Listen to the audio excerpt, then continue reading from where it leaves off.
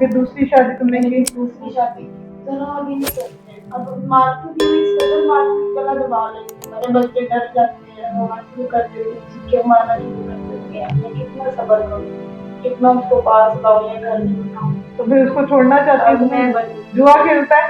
जुआ खेलता है बच्चे, उसमें हर बंदे के पैसे देते हैं, हर बंदे। तो अल्लाह ना करे कल को मेरे को कैसा मसला कर दे तो मैं हाँ, अल्लाह माफ करे। अभी हमारी 2 लड़कियों को कत्ल किया है, सही। छोटे छोटे बच्चे, तो मैं भी दुआ करना उससे डर।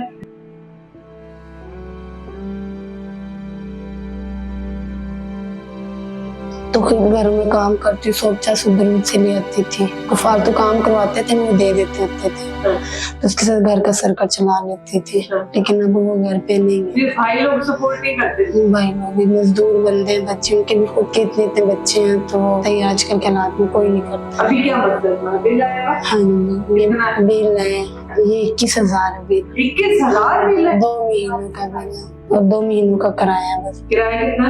वो 6,000। चलो अल्लाह बेहतर करे।